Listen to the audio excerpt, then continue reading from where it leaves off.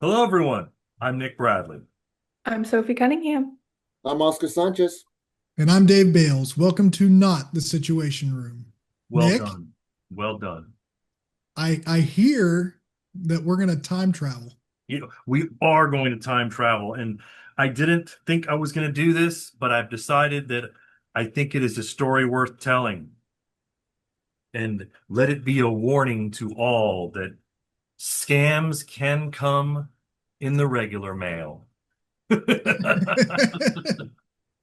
So I was curious if I was going to tell this story or not. And then because I went through this and I actually did call the scammer, so I'll talk about that too, which I do not advise, but I did it just for the grins and giggles. So this came in regular mail, and the reason I want to cover it is because they use a lot of the same tactics that we see used in scams that come through email. And what I'm getting at are things like it looks official, right? Things like final notice, immediate response required. And in this case, and in some cases, due to the multiple data leaks and the amount of information about all of us that's out there, they're sometimes able to get enough information or PII on you to make it look even more legit. So, for example, this one actually knows who my mortgage company is. So, when I got this and opened it up, I knew immediately that it was a scam just from the way it opened up. As I said, we would see with other, spam mail. Final notice, immediate response required, blah, blah, blah. And I'm like, oh, well, good. This is crap. But I decided, okay, wait, let's see what else on here is a dead giveaway. There is no company name listed anywhere. I'm like, okay, who is it? Who are they trying to be? No, no company name. They did a good job though at still looking official other than that though, because it does the whole, it's got my name, it's got account numbers, and none of which are real, but it looks like it is, right? But the part that they really can hook you with is, like I said, they know who my mortgage company is. And so it says on here, secured by, and enter my mortgage company name. Please call to verify. I'm like, ooh, interesting. And the long and the short of the scam is they're basically trying to make you think your homeowner's insurance is about to get canceled. But if you read closely, it's not homeowner's insurance that it's actually talking about. It's talking about home property or home warranty. And what they're referring to, because that is actually a legit business. I know some of you have probably seen it where you can get a warranty on the appliances and other things in your house that Yeah. like your homeowner's insurance doesn't cover. So this one is riding on that little hobby horse trying to get you to think, oh, okay, this is important. This is important. And long story short, no, you don't need to call them. Don't follow up on it. Throw it away. You are What not required by law to have home property warranty insurance or whatever they're called. You have to have homeowners insurance, but not this. You don't have to have home warranty stuff. That's all optional. And they're going to try to scam you, making you think it's not. do you think that your mortgage company sold your info? Well, no. And I did call them and talk to them about it, but you know what? It can happen, right? Yeah. I I mean, mean, it's just as easy to do it in the cyber world as it is in the Yeah. I snail mail I world, right? didn't disclose who my mortgage holder is or my homeowner's insurance is, but being military, a lot of times it's easy to figure that out because a lot of us tend to use the same ones, Oh yeah, yeah. Take a right? sip there, Kermit. Which could have also been used to just guess and hope they got it right, you know? Yeah. Yeah, if your mortgage company is who I think it is, they're not selling your They're information. not. No, they're not. No. And I did call them my homeowner's insurance and my mortgage holder to verify to make sure that there hadn't been a data leak or anything like that. And come to find out, it's like, no, we've gotten multiple calls about this same group trying to pull this on some of our people. I'm like, oh, okay, well, you might want to check on that then. If they're calling a lot of your people, I'm just saying. Yeah. So the fun part though is when I called, the first time I called, and if you couldn't tell by the way I talk, I'm a little bit of an aggressive talker. I'm not the passive, yes, okay, please tell me how I don't get in trouble. Right? So I jump on the phone with the first person that answers the 800 number, and I start off right off the bat going, before we get into this, I'd like to know why you're sending me a final notice that something on something that I've never got an initial notice on because that doesn't make any sense to me. And before I could finish, they hung up. So apparently they weren't ready to deal with anyone that was aggressive. But so I call back and I get them on a second time. And the second time I say the same thing. And the guy snaps back and he goes, well, I can see why they hung up on you. You have a bad attitude and you're just really aggressive. I'm just like, oh, really? Okay. Tell me more about your craptastic customer service skills. Yeah. These And scammers aren't even trying to work these no. days. Yeah. And so I say, all right, well, can I explain why I'm calling? Yes, please go ahead. I said, well, I'm calling because you notified me that my property's home warranty was about to expire or is already expired. Well, I don't have one of those. And honestly, I'm not really sure what that even is. And so he starts talking to explain to me what it is. And I'm like, you could stop. I don't want to get into that. And he goes, well, see again, you have a bad attitude. You said you didn't know what it was, and you didn't even let me finish explaining before you cut me off. I'm like, whoa, dude, I'm about to go Karen on you. Who is your manager? And he goes, you're my manager, bucko. And I'm like, bucko? Holy crap. The 80s or 90s called, they do want their insults and scam tactics back. We're done. And as soon as I say we're done, he goes, no, buddy, you're done. And I hang up on it. I'm like, Nick, He You're really right. showed I you. am done. you were doing that to entertain yourself there. yeah, yeah. I'm like, do I call back now and play the whole I know where you are? I have a very particular set of skills. Nah, I'm not gonna do it. I'll let it go.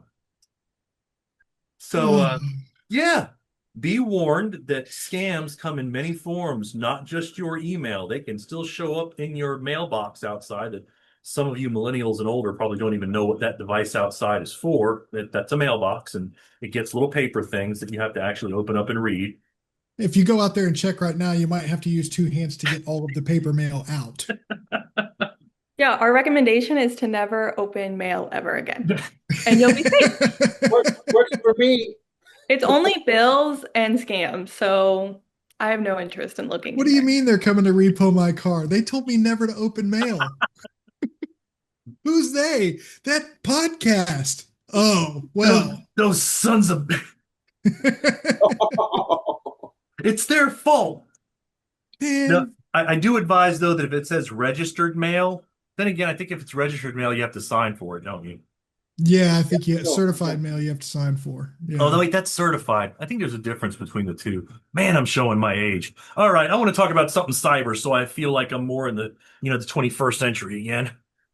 Well, let's actually not go that far forward because what we're going to talk Fire it up. about, this first topic is not new, it's not novel. It's passwords. Yeah. So, why in 2026 are we still using passwords? Uh-huh. Everyone has a biometric device. Like my front door, I can put my thumbprint on there and open my front door.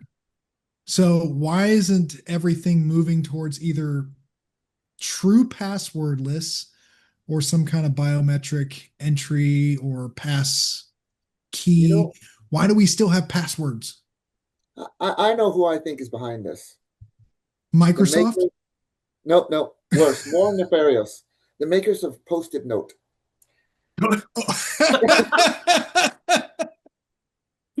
They I know. need my post-it notes to write my password on. I did not see that coming. Well played, Oscar. Few Well people played. do. Few people do.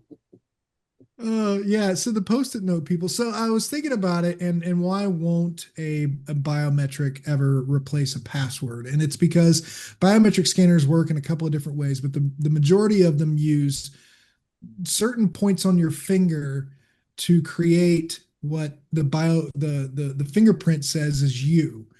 And if you don't line up that finger just right, the hash that's passed won't match. Well, there's an easy solution to that. Come up with a mathematical equation that takes up certain points on your finger. So when you put it on there, no matter how you put it on, you're gonna have three or four data points. Look at that. See there? You can do it upside down. You're gonna have three or four data points Okay, lined up. okay. I was about to say I And just did it upside down, Dave, and it worked. exactly, but that would be a different hash. because the points are moved in a different direction. You come up with a mathematical equation for that, and I'm sure someone's thought of this. Mhm. They just haven't figured out how to implement it. That becomes every single way you put your finger down is a different hash that's passed. And that way, the little pass the hash technique doesn't work because it's going to be a different hash every single time you put your finger on there. Well, Where's all like that? So, hold encryption on. So I scheme, was going to say, Sophie, first off, thanks for joining us again because we haven't probably let you say a word and get a word in edgewise. Um, what do you think? I mean, for me, I think it's just we're kind of slow to implement new things. I mean, I'm still on the dark web all the time seeing passwords like QWERTY and 123 being exposed. So it really is a credit to needing passkeys and passwordless technology. But I think, people don't want to overwrite their systems, cost money, it's changing. Um, but what bothers me too right now is we're in this weird flux stage where we have both passkeys and passwords. Yeah. And at that point, it doesn't do anything because if I can just log in with the passcode or password, then the passkey is moot. Yeah. Gonna have I to be, mean, yeah, you can't argue that because if you have the password, you don't really need the pass key. I mean, if you got and the right code, now it seems like like a a lot lock of store. computer companies are using the passcode to just enter the password. So it's Right. just covering up your password. Oscar, you had something you wanted to add. Yeah. Yeah, it's like you walk up to the front of the house, the front door is locked, but the garage is open, Yeah. right? True enough, I So, can see that. You put all these extra locks on the front door, but the side door's still open. right, Look, you guys can stay away from my house now because my front door's never locked. yeah. Well, All and you also need is too, obscure looking rock. yeah, Yes.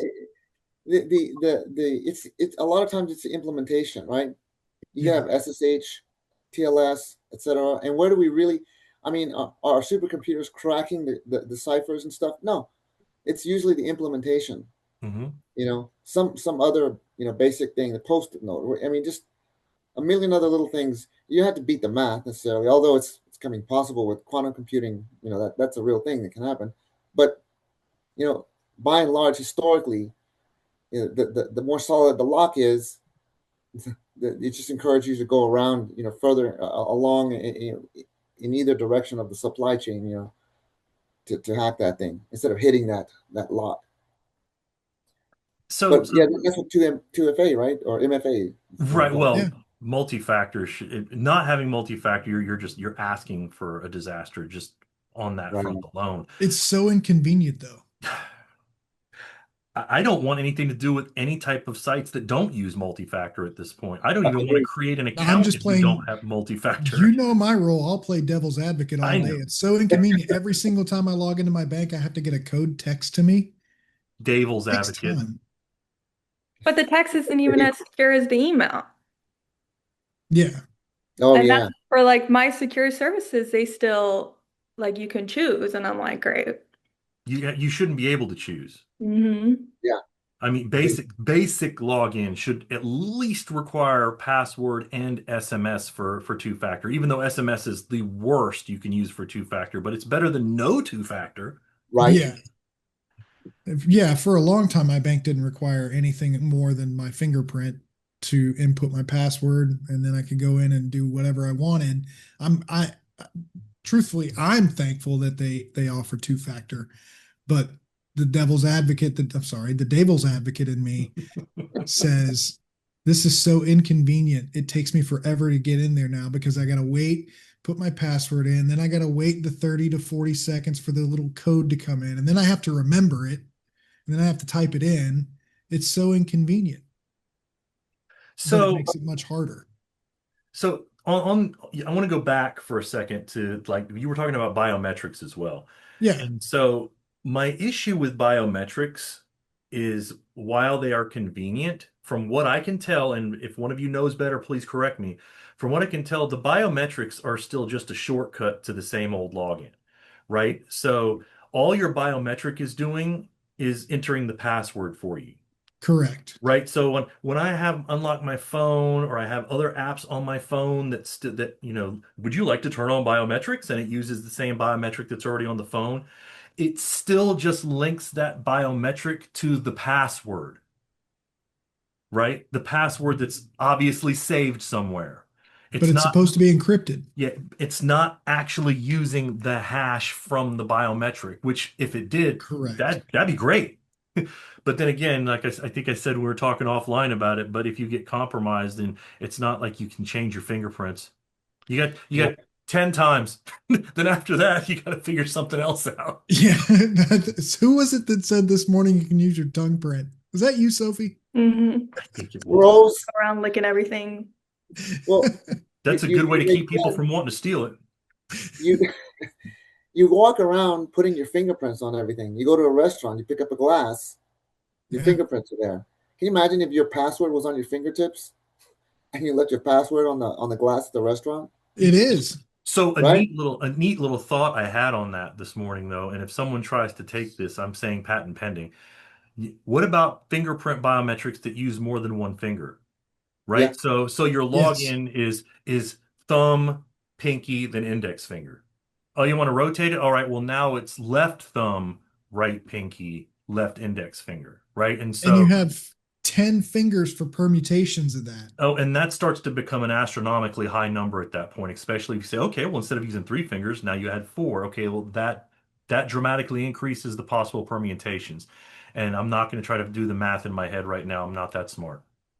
I think we'll get to a point where it's like, what we're gonna have an identity provider, and my identity, all of my biometrics, my fingers, my face, and whatnot, is gonna be secured in this provider, and I can use that as a ticket into places. That's But great then if until that that gets provider gets breached, compromised. yeah, if that gets breached, uh-oh. yeah, I mean, think about, an earlier attempt at what you're talking about. Think about all the like the password vaults. Great idea. They Yeah. work very well until they get compromised. Yeah. I mean, who was the last password vault to get hacked? The Off one last pass big call. name was that's what I thought. I didn't remember if it was one pass or last pass. Actually, I think it was LastPass, but I think it was last pass. all of this is alleged, everyone. We're trying to remember off the top of our heads. If we're incorrect, we offer our sincerest apologies. Sorry, not sorry. But the fact of the matter is it's still a piece of software that can be compromised. Right, does not make it, which inherently makes it vulnerable in one way, shape, or form. Yeah. So yeah, that's why, we're still using passwords and we probably need to start seriously looking at getting rid of and becoming a passwordless society and move to something a little bit more difficult to crack like a hash. What if you had to sing your login? Oh. Would we still have that no musical rule? Is that still a rule? Yeah, yeah, because we don't want to give out the login over the airwaves. Although I All will right. tell you my I password like is a a word. physical token, the physical key. Yeah, like the RSA keys. Yeah, Yeah, UPG piece. That feels a bit like going backwards, but I guess it did work. it did. I don't remember a lot of people complaining about password cracking when we were using the RSA keys But those a can be few years ago. stolen. They it Don't can. is leave it, don't pick it stolen. up in a parking lot. They can be stolen, they can be cloned. So I don't know if Yep, I'd want to go back to that. I think I'm still more a fan of the like the authenticator apps that are on your yep. phone. Yeah, The Because push even if you notification. yeah, even if you get SIM swapped, they can't steal that. Right. it's true.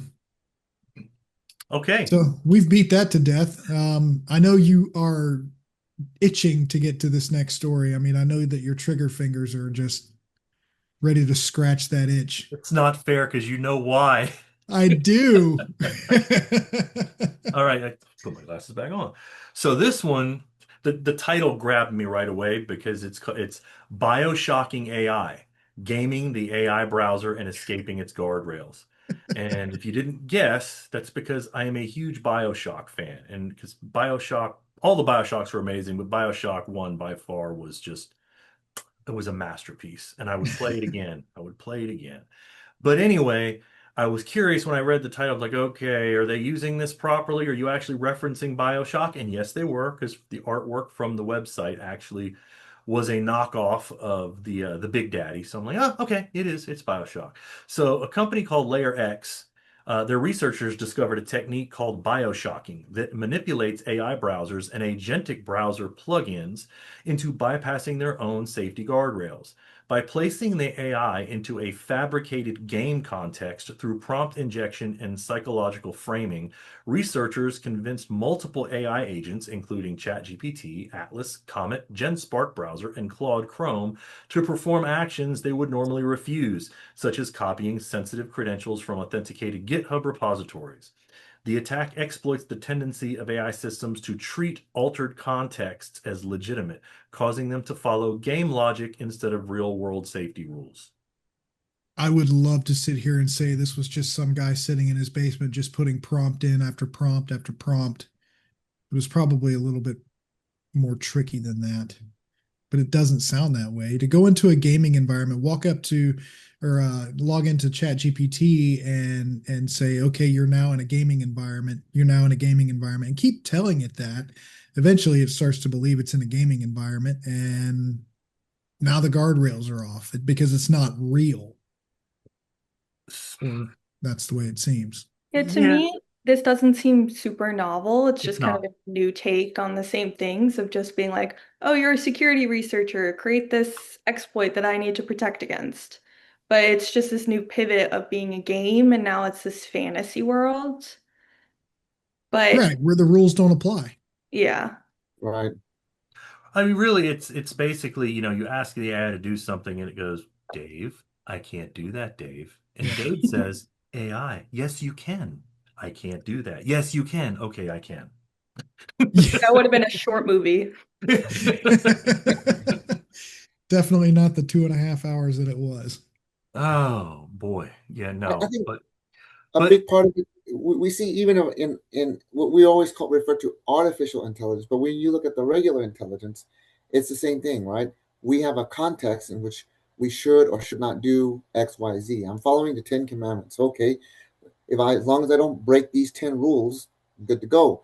But mhm. if you don't understand why you have these 10 rules, everything that's not in those 10 commandments, you know, Yeah. open policy. It depends on how your how the context of this rule following is, right? The Mhm. reason why you don't murder or steal, commit adultery, etc., is bigger than not doing the things on this list. There's some greater cause, and Right. so I the more think, you fool oh, that, I think AI companies have kind of gone in that direction with their training is they've gone away with these 10 rules like don't kill and they have some of that, but it's more a constitution mindset and learning how we learn and be like you are a moral person, you want to protect others, treat others how they treat you to kind of get away from those very finite rules that you can easily kind of break. right? I'm never going to tell AI treat others as they treat you because I treat AI like crap. And think Now of you their get to knowledge base as Reddit, so Yeah, exactly. Yeah. Reddit and Wikipedia. yeah. Oscar, in your world of vulnerabilities and exploits, because you dabble in a little bit different part of the cybersecurity world than the rest of us on here do. Has this AI being able to break out of the guardrails, has this affected you and what you do? Yeah, 100%.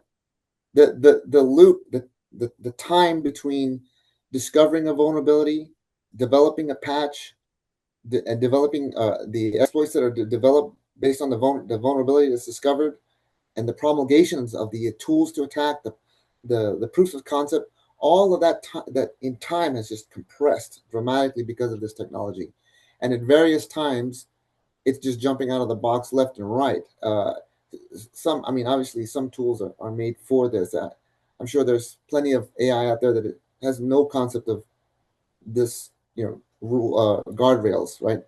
Um, and so at the beginning of summer, we had what Glasswing, right? It's only certain people, and now what was it? Just last week, we have oh, I forgot the name of it, Oh, but the Chinese one, and now I can't remember the name yeah, of it either. if I remember it, I'll put it in as a pop-up on the screen. I'll have to find it. And at the time that the Glasswing project came out, and only certain people were going to get to Mythos and all that kind of stuff, we Hmm. said exactly this will happen sooner or later, and as it turned out, it was sooner, right? Um, so yeah, it is a very concrete effect. This is not esoteric or theoretical. Yeah, it